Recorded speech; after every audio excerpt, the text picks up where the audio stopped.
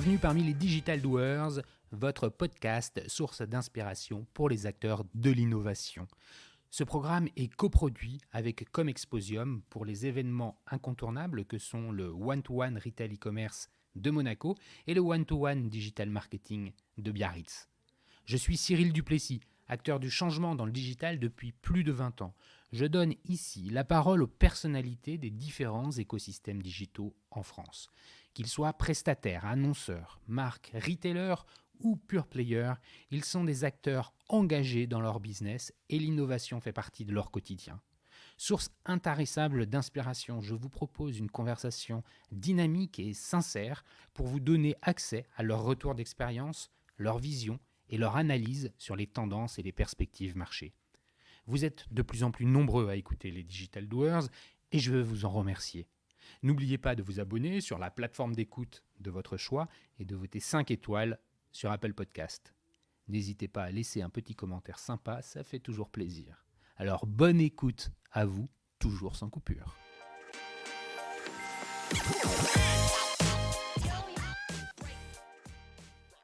Aujourd'hui, nous allons dans le business de proximité, aussi appelé NIRMI, avec Victor Lando, VP Product chez Uberal.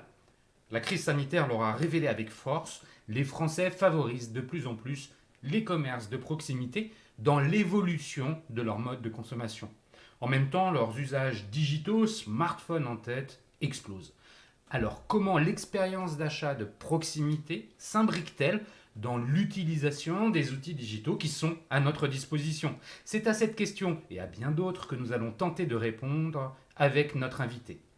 Pour ceux qui ne connaissent pas, Uberal, U-B-E-R-A-2-L, c'est d'origine allemande, aide les entreprises à offrir une Near Me Brand Experience, bref, une expérience de marque de proximité aux clients locaux en les engageant à chaque étape de leur parcours d'achat. La plateforme permet de maîtriser tous les points de contact entre établissements physiques et consommateurs locaux. Avec Victor, nous allons revenir sur le marché et plus précisément sur ces fameux besoins de proximité des consommateurs. Nous poursuivrons en entrant en détail dans la proposition de valeur d'Uberal et nous conclurons par un exercice d'anticipation en demandant à notre invité d'imaginer le commerce de demain. Mais avant de commencer, Victor, pourrais-tu te présenter en quelques mots ? Bonjour Cyril, merci pour l'invitation. Je m'appelle Victor, j'ai 31 ans, je viens d'une famille de commerçants, mes parents ont un commerce de proximité à Paris. J'ai fait une grande école d'ingénieur à Paris et en sortant de cette école, j'ai créé mon entreprise qui s'appelait Spotistic et qui déjà était focalisée sur ce problème du commerce de proximité et de la présence en ligne. Tu sors de ton école en quelle année? Juste pour remettre des points, des jalons dans ton parcours, on est en quelle année? En 2012. 2012, ok.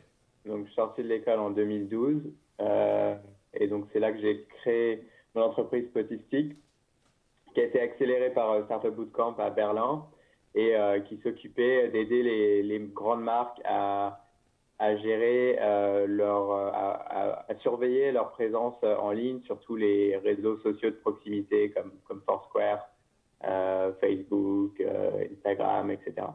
Pourquoi tu es parti à Berlin? Pourquoi ça a été accéléré à Berlin? Tu as commencé directement en Allemagne ou l'entreprise, tu l'as d'abord créée en France? La structure de l'entreprise, on l'a créée en Allemagne, mais avant d'avoir la structure, on a commencé à travailler en France, à Paris, en fait, dans les locaux de l'école des mines. Et puis, on a cherché à ce moment-là à faire partie d'un incubateur ou accélérateur de start-up. Et on était ouvert à aller n'importe où, que ce soit à Paris, à Berlin, aux États-Unis. Et au final, c'est à Startup Bootcamp à Berlin que ça a fonctionné. Donc, c'est comme ça qu'on s'est retrouvé à Berlin. Tu dis on parce qu'en fait, combien vous étiez dans le projet pour Au tout début, on était deux, moi et Maxence, aussi sorti d'école d'ingénieur, mais avec un profil plus développeur. Et donc voilà, Maxence et moi, on a bougé à Berlin et Aujourd'hui, on travaille tous les deux chez Uberal. Pourquoi? Parce qu'en 2015, on a, au moment où on devait se décider si on partait sur une autre levée de fonds Attends, ou vendre la avant d'arriver en 2015, je reviens sur entre 2012 et 2015, il y a 3 ans. Ouais. Pendant ces 3 années-là, on comprend que il y a de l'attraction qui est trouvée sur votre business. Tu peux nous décrire à ce moment-là la proposition de valeur de votre business de façon un peu précise? Bah, à ce moment-là, très précisément, on avait un outil ou une chaîne de magasins ou un magasin indépendant un outil qu'une chaîne ou un magasin indépendant pouvait utiliser pour surveiller tout ce qui se disait sur leur magasin, sur tous les réseaux qui avaient une empreinte locale.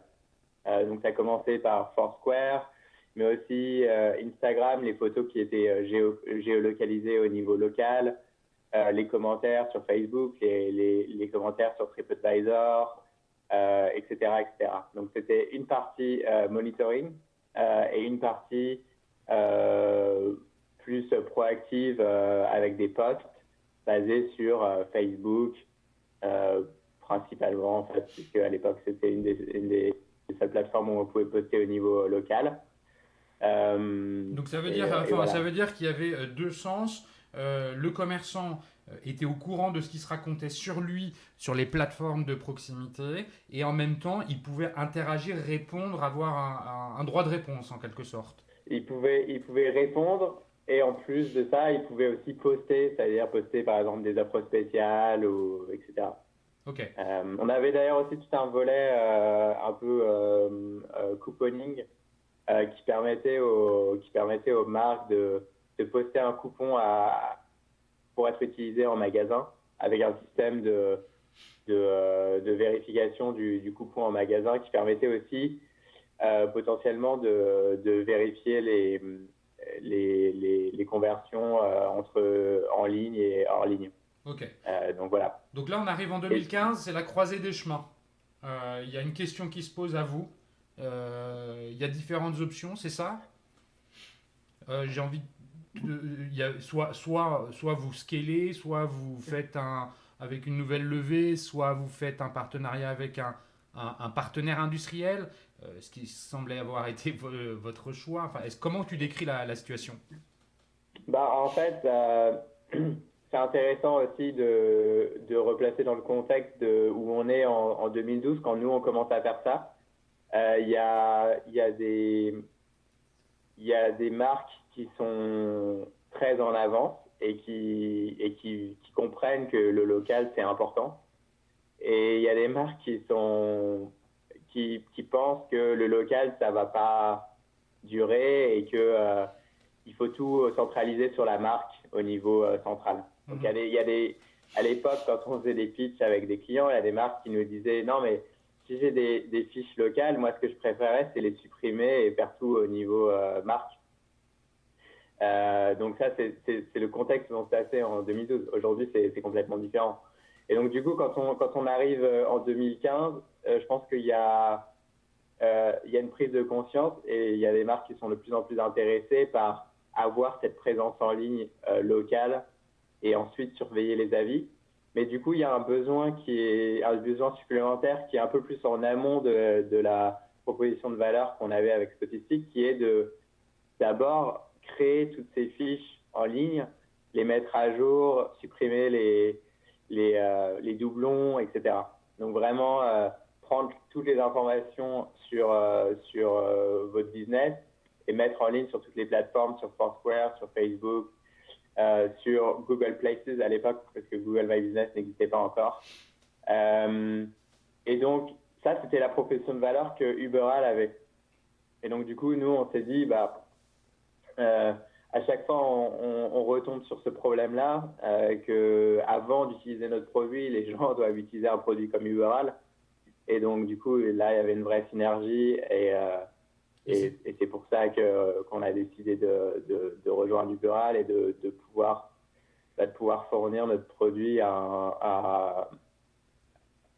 à une audience plus importante et qui étaient déjà prêts à utiliser notre produit puisqu'ils avaient déjà toutes leurs informations à jour sur toutes les plateformes, ils étaient sur plus de plateformes, etc. Donc, c'est Uberal, vraiment ça. on reviendra sur qui est Uberal et un peu des éléments historiques d'Uberal. Aujourd'hui, en fait, depuis 2015, ce qui fait déjà 6 ans, presque, je pense, tu es toujours chez Uberal, tu es en charge du produit, plus particulièrement. Ce que je te propose, c'est que on revienne plus en détail sur ton rôle aujourd'hui au sein de l'entreprise un peu après et que finalement, déjà merci pour cette présentation qui est très claire. On prenne un peu de hauteur et parce que finalement ça s'y prête bien, qu'on revienne sur le marché, qu'on essaye de comprendre un peu les enjeux à la fois du côté des commerçants, des petits commerces, et puis aussi qu'on les mette en parallèle avec les besoins des consommateurs. Je le disais en préambule, les consommateurs ont leurs besoins qui évoluent avec une accélération qui s'est renforcée en 2020 du fait de la crise sanitaire. Il y avait des tendances sous-jacentes qui étaient déjà là et ça s'est accéléré. Les consommateurs ont été parfois les premiers étonnés à voir que leurs besoins finalement étaient plus aussi affirmés que dans une direction que ça pouvait l'être avant la crise sanitaire. Et puis on a vu les commerçants qui ont dû de force, de gré ou de force, s'adapter aux enjeux nouveaux de la crise sanitaire avec les fermetures et puis aussi des consommateurs plus présents. On a vu aussi malheureusement pas mal de commerces fermés. Ce que je te propose, c'est que tu nous dises un petit peu, toi, Victor, toi, le VP Product d'Uberal, comment, en tant qu'expert, t'interprètes ces évolutions, quels sont les insights que tu peux nous communiquer, les datas importantes que tu pourrais avoir en tête pour donner des éléments de compréhension du marché de proximité. Oui, alors je pense qu'avant la crise sanitaire, il y a eu d'autres événements qui ont eu un impact énorme sur le commerce. C'est la naissance du e-commerce. Donc ça fait déjà un moment. Mais bon, moi qui a des parents qui ont un magasin, c'est des choses qu'ils ont vécues. C'est-à-dire que entre avant e-commerce et Internet et après, ça a eu un impact énorme sur les commerces. Ce qui a changé principalement, c'est les attentes que les consommateurs ont en termes de la facilité du parcours d'achat. Ce qui est exceptionnel avec le e-commerce et notamment avec Amazon parce que je pense que c'est quand même l'acteur qui pousse les limites du e-commerce. C'est la possibilité d'être sur son ordinateur, de trouver exactement le produit dont on a besoin, de le commander et de l'avoir chez soi quelques jours après. Et ça, ça crée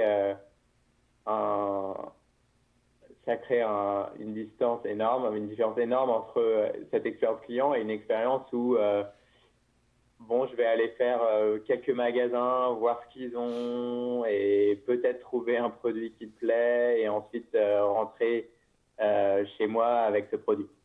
Donc, c'est des expériences complètement différentes. Donc, l'expérience de commerce de proximité, elle a peut-être plus de charme, il y a plus de contacts, plus de conversations, etc.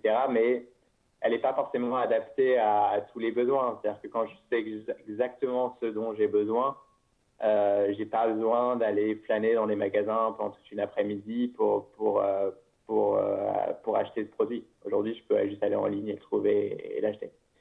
Et je pense que le corona, ça a accentué encore cet effet puisque les magasins étaient fermés. Donc déjà, je ne sais même pas comment on aurait fait sans le e-commerce.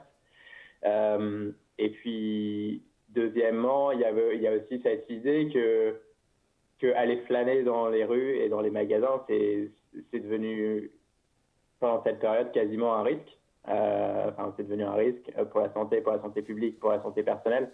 Donc c'est-à-dire qu'on ne parle même plus c'est pas seulement la facilité, mais c'est aussi une expérience client plus sécurisée en fait, que de minimiser le contact et le temps de passage en magasin et le nombre de magasins qu'on va visiter, etc. Donc je pense que ça c'est quelque chose qui va rester dans le sens où beaucoup de gens qui peut-être n'avaient pas fait l'expérience du e-commerce avant auront fait l'expérience du e-commerce pendant la crise sanitaire et ils s'attendront, les attentes de tout le monde auront évolué, disons. Et, qu'il faut dire, ce que tu veux dire, et dis-moi si je l'exprime correctement, c'est finalement les tendances de fond qui existaient ont été accélérées, ça tu l'as très bien expliqué. Aujourd'hui, on se trouve dans un contexte bientôt post-crise sanitaire, on va croiser les doigts, on enregistre l'interview le 20 avril 2021, on peut espérer que les choses se décantent rapidement. Le consommateur aura acquis finalement ou retenu de cette période de crise sanitaire qu'il faut préparer mieux l'expérience d'achat en point de vente, optimiser son temps et le nombre de contacts au sens magasin, tu l'exprimais très bien, flâner dans une rue, puis commerçante, et puis faire tous les magasins de vêtements pour hommes, si on est un homme, ou voilà, pour choisir un pantalon. Aujourd'hui, c'est plus comme ça que ça se passe. On va imaginer, on va voir la rue, on va dire il y a 3 magasins, je vais regarder sur le site, préparer mon achat, et finalement me rendre dans celui qui m'intéresse. Est-ce que c'est comme ça un peu que tu vois les choses? ouais, je pense qu'il y a une préparation en amont et d'ailleurs, il y a des chiffres déjà, hein, apparemment 6 internautes sur 10 vérifient la disponibilité d'un produit dans le lieu d'achat à proximité avant de se rendre dans un magasin. Donc ça veut dire que les gens regardent de plus en plus avant de se rendre dans un magasin s'il y a le produit qu'ils recherchent. Alors, ça peut être une catégorie de produits, ça peut être... donc voilà, c'est pas forcément exactement la référence produit, mais est-ce que bon, si je veux acheter un pantalon noir, est-ce qu'ils ont des pantalons noirs quoi. Donc ça, c'est une information que les gens veulent avoir avant d'aller en magasin pour rendre leur parcours client plus efficace. Et parce qu'ils sont habitués avec le e-commerce que voilà, on le cherche par produit en ligne et on commande le produit et on le reçoit chez soi. Et aujourd'hui, les gens veulent au moins s'assurer que quand ils vont aller dans le magasin, ça va être une expérience positive où ils vont trouver le produit dont ils ont besoin. Tu penses aussi qu'ils favorisent, est-ce que tu crois qu'ils vont favoriser de plus en plus dans le choix qui s'offre à eux? Tu parlais d'Amazon tout à l'heure, effectivement, il y a une exécution dans le parcours d'achat jusqu'à la livraison qui est une référence.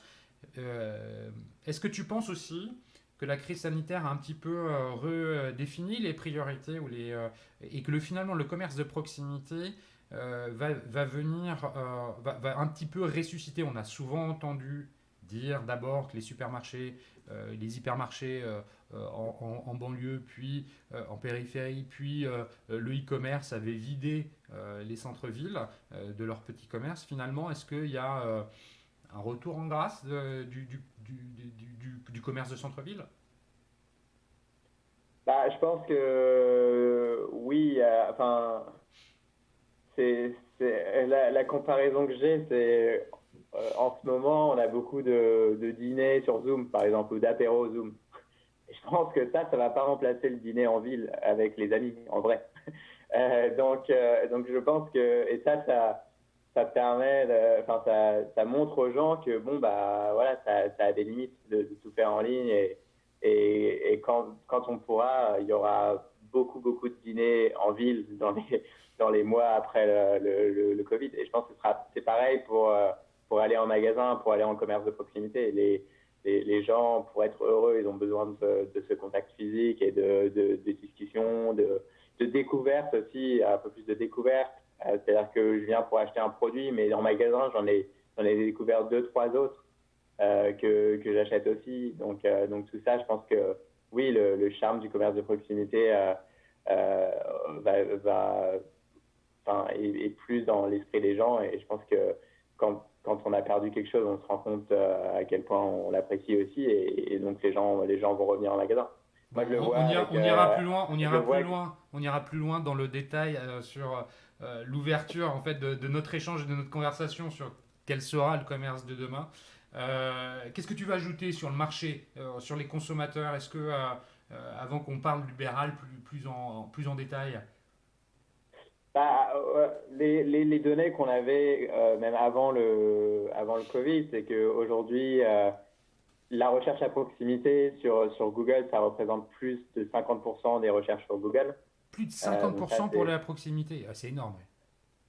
ouais, c'est énorme, ça paraît énorme, mais en fait, quand on pense à nos propres usages, quand est-ce qu'on prend le téléphone et qu'on fait des recherches sur Google, la plupart du temps, c'est de la recherche à proximité.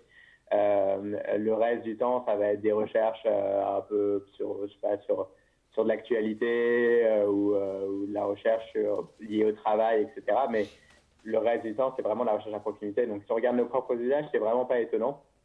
Et ça, donc ça a été une explosion ces dernières années. Et donc, la recherche à proximité, c'est une tendance qui est extrêmement importante pour le commerce de proximité, puisque c'est un point de départ extrêmement important, extrêmement efficace pour les utilisateurs, puisque 80% des gens qui font une recherche à proximité se rendent dans un magasin qui vend des produits similaires dans les 24 heures. Donc, encore une fois, c'est une forte intention d'achat. Et donc, pour le commerce de proximité, se positionner sur cette recherche à proximité et sur toute l'expérience utilisateur qui va commencer avec cette recherche à proximité. Et donc, toute l'expérience utilisateur, c'est la recherche, la prise de décision, donc toute l'information qui va être disponible à partir de cette recherche sur les fiches Google My Business, sur Facebook, etc. La navigation, donc quand l'utilisateur va utiliser les informations pour se diriger vers le commerce de proximité. Et puis ensuite, l'expérience en magasin, est-ce que ce que j'ai lu en ligne, est-ce que ça correspond à ce que je vois en magasin? Est-ce que évidemment, le service en magasin compte toujours. Et puis après, qu'est-ce qui se passe après quand je laisse un commentaire? Est-ce qu'on me répond? Est-ce que je peux ensuite suivre la page du magasin ou de la chaîne ou du magasin de la chaîne et ensuite avoir des informations qui vont m'inciter à revenir, etc. et à créer un lien avec ce commerce? Donc tout ça, c'est ce qu'on appelle l'expérience de marque à proximité. Et donc c'est quelque chose qui est de plus en plus important dans nos vies. Pas parce que, ça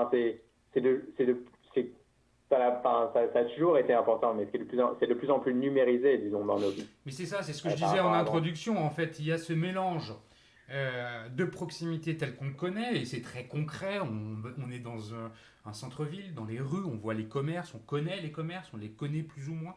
Et puis c'est l'ensemble des outils digitaux qui sont mis à la disposition de nous, consommateurs, pour pouvoir trouver de l'information de façon générale. Et c'est vrai que le croisement des deux, c'est là où finalement se trouve aujourd'hui Ubéral, et la transition est parfaite sur justement la proposition de valeur d'Ubéral.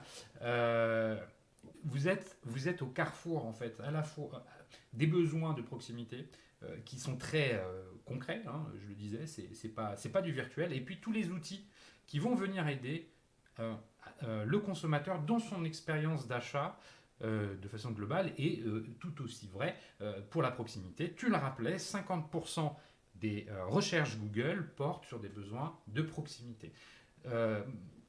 Donc, écoute, allons encore. Tu as commencé à nous donner des éléments d'information concernant le positionnement d'Ubéral. J'ai envie d'aller plus loin. Comment finalement tu te présentes à un retailer, à un magasin, à une chaîne aujourd'hui? Qu'est-ce que tu lui apportes? Donc aujourd'hui, donc on se place sur ce parcours client à proximité dont on parlait avant. Et donc il y a trois volets qui sont importants et sur lesquels on se positionne. Le premier volet, c'est la présence. Donc être présent en ligne, c'est disons, la base pour pouvoir être trouvé dans ces recherches à proximité. Le deuxième volet, c'est de pouvoir, à partir de cette présence, attirer les consommateurs vers son magasin, son commerce. Et le troisième volet, c'est, disons, la satisfaction client, donc la satisfaction client dans ce parcours de proximité et dans le magasin. Donc pour le premier volet, la présence, Uberall a développé une solution de présence en ligne qui permet en fait aux chaînes ou aux commerces de proximité de publier toutes ces informations sur son commerce, sur toutes les plateformes qui publient les informations sur des commerces locaux. Donc la plateforme la plus connue, c'est Google My Business. Attends, avant que tu les listes éventuellement, ça veut dire que pour le commerçant ou la chaîne de retailer, il y a une seule interface, c'est ça? On arrive sur l'interface, excuse-moi de revenir sur des aspects très concrets, mais finalement ça illustre bien ton offre. Il y a une interface sur laquelle tu vas pouvoir, toi en tant que retailer, remplir les fiches produits pour tes différents points de vente, avec la possibilité de customiser l'information pour chaque point de vente. On peut imaginer par exemple que les horaires d'ouverture puissent varier d'un point de vente à un autre. On peut imaginer que l'assortiment est différent. On peut imaginer plein de choses. Et donc l'ensemble de ces singularités, tu vas aller les customiser. Et après, une fois que ça c'est fait, tu pushes l'ensemble de ces informations qui ont été produites sur ton interface vers l'ensemble des canaux, on va dire, d'information de proximité.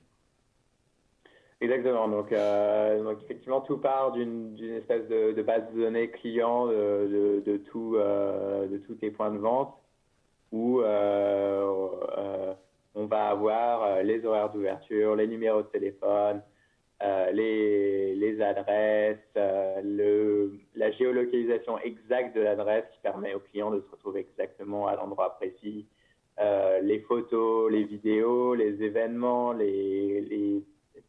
parfois même les offres d'emploi, les produits, etc. Enfin, tout ce qui va pouvoir, toute l'information qui va pouvoir en fait aider un consommateur à prendre la décision de venir dans ce magasin. Et comme on en a discuté avant, cette information, elle est de plus en plus complète. C'est important pour le consommateur qu'elle soit de plus en plus complète parce que ses attentes ont évolué ces dernières années. C'est assez marrant de voir d'où on vient quand on regarde les ancêtres des pages jaunes, des choses comme ça. On peut retrouver des livres qui ont une centaine d'années où en fait il y avait juste le nom du business et ce qu'il faisait. Il n'y avait pas de numéro de téléphone, il n'y avait même pas d'adresse, rien. Donc il fallait, voilà, c'est dans ce village, il y a une mercerie qui s'appelle, je sais pas, Cyril et frères mercerie. Et donc voilà, on partait de ça et ça suffisait pour attirer le client. Et puis après, il fallait le numéro de téléphone, après il fallait l'adresse, après il fallait commencer à mettre plus d'informations. Et c'est ce développement qui est de plus en plus important aujourd'hui. Les gens, les recherches sont de plus en plus précises. C'est-à-dire que personne ne cherche restaurant à proximité. Maintenant, les gens cherchent restaurant à proximité avec options végétariennes et sans gluten, avec terrasse, cocktail, etc. Donc, les attentes sont de plus en plus importantes. Ou sinon, je veux manger un boboon. Donc, voilà, c'est ces usages qui ont évolué. Donc, c'est très important pour l'utilisateur pour l'utilisateur business de nous donner le plus d'informations possible parce que c'est ça qui va nous permettre de publier ces informations le plus possible et d'aider le consommateur à prendre une décision. Donc, tu as raison, ça part de cette base de données. Et après, ce qu'on fait, c'est qu'on prend ces informations et on les publie et on les met à jour sur le plus de plateformes possibles où cette information est pertinente. Et donc, ça passe par les plateformes comme Google My Business ou Foursquare, ou Bing, mais aussi les systèmes plus de navigation comme Apple Maps ou les systèmes de navigation dans les voitures et tous les répertoires un peu plus historiques, disons, mais qui ont encore qui n'ont pas forcément énormément de visites, mais qui ont une importance pour Google, pour vérifier l'information, et puis quand même pour certains utilisateurs. Et là, je parle des plateformes comme leshoraires.fr en France ou voilà, Business Brandenburg en Allemagne. Donc chaque pays a un peu ses petites plateformes comme ça qui ont été D'ailleurs, tu parles de des pays. acteurs importants. Ouais, tu parles de pays, je me permets de te couper. Aujourd'hui, Uberal propose ses services dans quelle zone géographique dans le monde? Globalement, dans le monde entier. Ça veut dire qu'un retailer qui est Alors, lui-même global, il va pouvoir, via Uberal, gérer les points de vente qui se trouvent en France, en Allemagne, en Italie, au UK, mais également aux États-Unis ou au Japon. exactement, ou en Asie. Très important pour les grandes marques dans le luxe, par exemple, qui ont des présences importantes en Asie.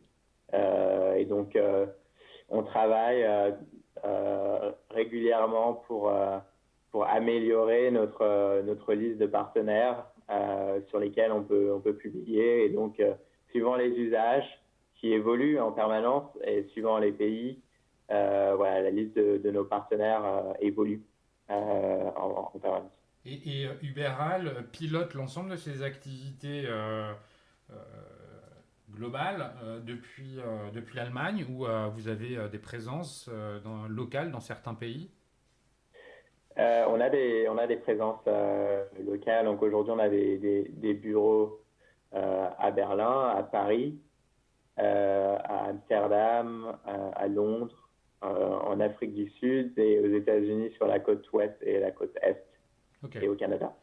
On va ouvrir juste une petite parenthèse. Tu peux nous pitcher rapidement Uberal? On a compris que toi, tu l'avais rejoint en 2015, que la proposition de valeur de la boîte que tu avais montée venait s'ajouter à celle historique d'Uberal. Tu peux juste nous pitcher rapidement un peu l'historique? L'historique d'Uberal? Ouais. Uberal a vraiment commencé avec En quelle année? l'Allemagne. Comment? En quelle année? Euh, En 2000 aussi, en 2012, Ok. 2011 ou 2012. Ok.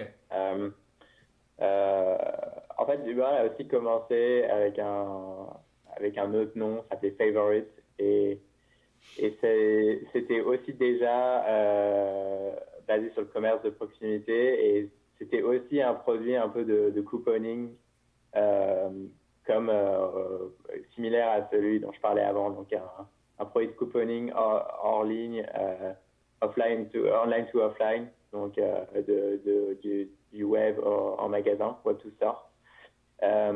Et puis de là, c'est un moment, ils ont eu l'idée et puis ils ont observé le besoin de pouvoir créer ces listings en ligne sur toutes les plateformes, notamment en Europe. Il y avait déjà des acteurs aux États-Unis, mais en Europe, il y avait un réel besoin. Les plateformes sont différentes et donc du coup, les besoins sont différents. Et du coup, Uber s'est positionné sur l'Allemagne puisque c'est une boîte allemande. Et l'année où je suis arrivé en 2015, on a décidé de s'étendre à plus de pays et donc à développer des partenariats aussi en France, en Angleterre, pour vraiment être disponible dans plus de pays avec leur répertoire locaux. Et puis après, rapidement, on s'est aussi étendu aux États-Unis. Ok, mais t'as fait le raccord entre justement Uberal avant que tu n'arrives et puis au moment de ton arrivée. Merci pour ces éléments de précision. Je referme la parenthèse et je reviens sur ce que tu disais au sujet de la proposition de valeur, donc la création des fiches. enfin du contenu, on va dire, des points de vente de proximité, leur diffusion sur les différentes plateformes accessibles. Et on a bien compris qu'il en existait une variété assez importante en fonction des pays, et qu'il y a quand même des dénominateurs communs, hein, comme Google ou Facebook, qui sont des plateformes utilisées à peu près partout. Et puis il y a le troisième volet finalement, qui est celui après l'expérience d'achat, ou comment tu le présentes? Ah oui, bon, là, donc ça c'était vraiment le premier volet. Donc il y a le second volet qui est vraiment qui est plus la conversion. Donc Ouais, comment je vais attirer le client à partir de ma présence en ligne vers mon magasin. Et là il y a plusieurs choses qui vont rentrer en compte. Et en fait même pour le premier volet il y a d'autres choses, parce que pour la visibilité, donc mettre à jour toutes ces fiches en ligne, ça ne suffit pas forcément partout. Donc aujourd'hui, on a aussi un produit de publicité locale sur Google, Facebook, Instagram, qui permet en fait d'augmenter cette présence en ligne, que ce soit pour des nouvelles activités ou pour des magasins qui vont être dans des lieux où il y a énormément de compétition. Et donc du coup, c'est pas forcément acquis d'être dans la première page des résultats.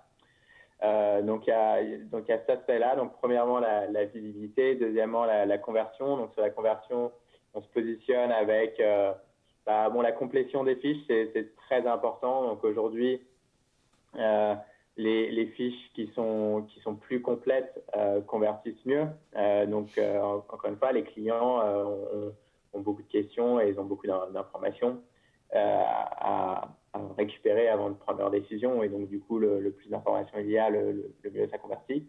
Et il y a d'autres choses qu'on a. Donc, on a un store locator qui peut être mis sur le site de la marque.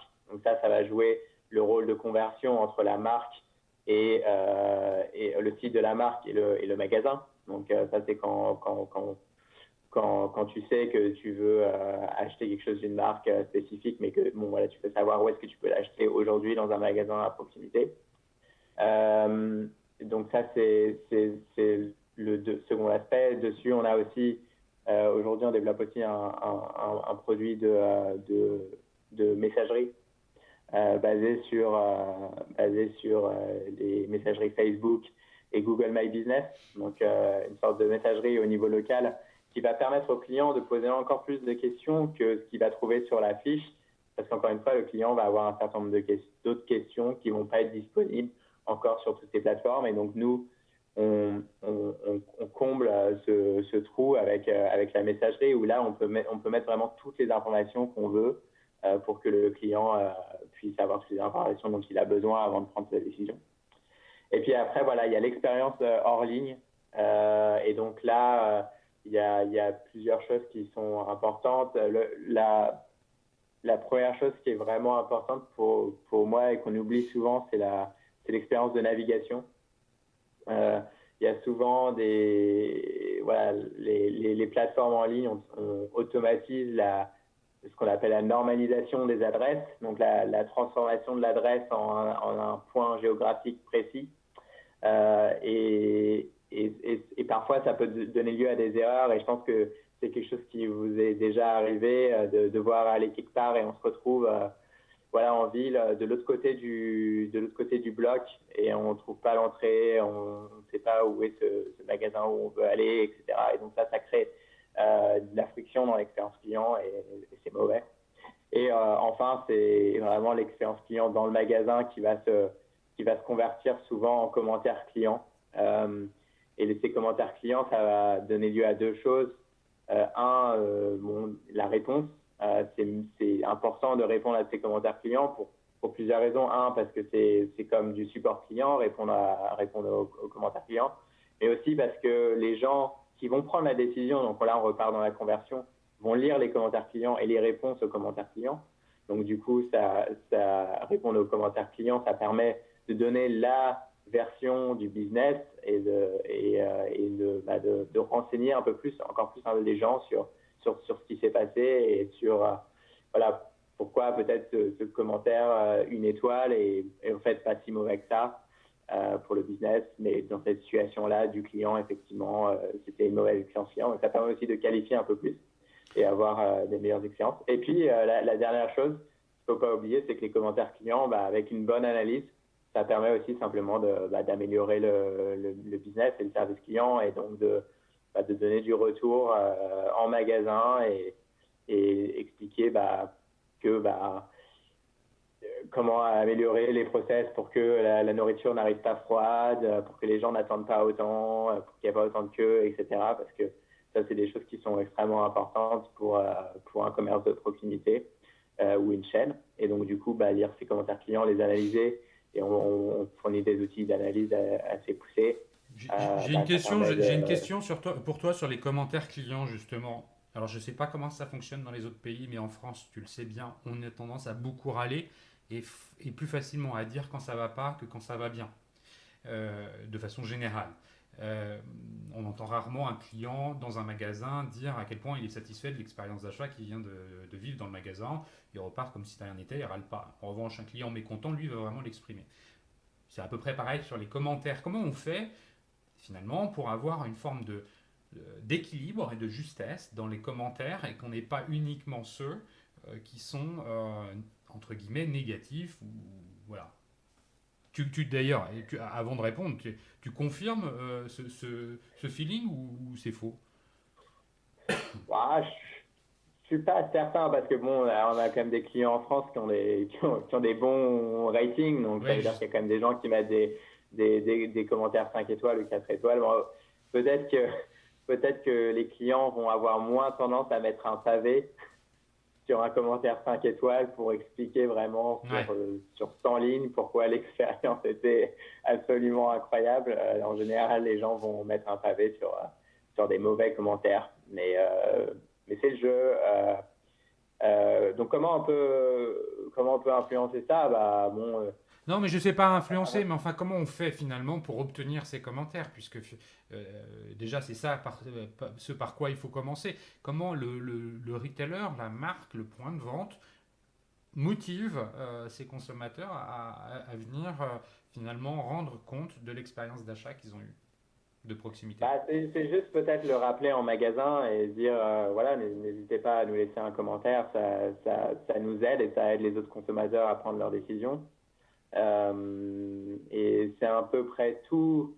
Après, il est aussi possible d'envoyer les liens donc, si vous avez un système de mailing ou des choses comme ça, il est possible d'envoyer les liens directs vers les fiches Google My Business pour inciter les gens à mettre des commentaires. Après, ce qui est formellement interdit, c'est évidemment de chercher à biaiser ces commentaires je sais pas, en offrant des réductions pour les gens qui laissent des bons commentaires ou des choses comme ça. Oui, bien sûr. Donc ça, c'est des choses qui sont interdites et que, bon, voilà, je pense que le mieux, Puis c'est court-termiste comme démarche. Il faut vraiment l'inscrire dans le temps.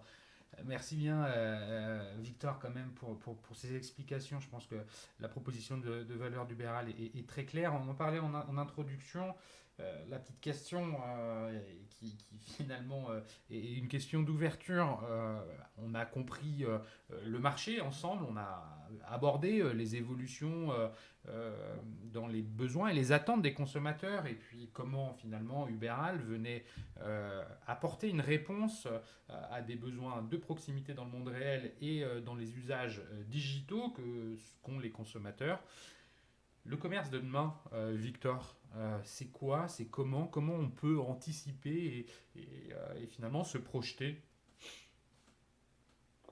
Je pense qu'il y a une énorme opportunité aujourd'hui pour le commerce local et pour vraiment faire partie du commerce de demain.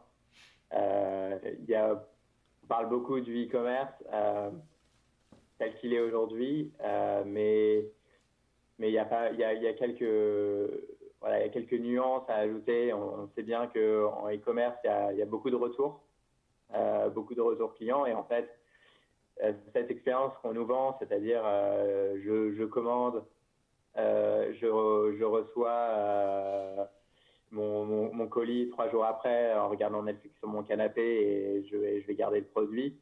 C'est un peu le rêve, mais au final, souvent on reçoit, on essaye, ça ne va pas, il faut retrouver un carton pour emballer, il faut imprimer le coupon d'envoi, il faut aller ensuite à la poste, le renvoyer, etc. Donc tout ça, c'est l'expérience qui est très bien sur le papier, peut être un peu frustrante. Et le commerce de proximité a ce potentiel qui est énorme, qu'il est à 5-10 minutes des gens, de là où ils habitent. Et donc, du coup, il peut vraiment, voilà, le commerce de proximité peut vraiment potentiellement faciliter cette expérience où je vais chercher en ligne un produit dont j'ai besoin. Je vais trouver qu'il est disponible à 5-10 minutes de chez moi, à pied ou en voiture si je ne suis pas en ville.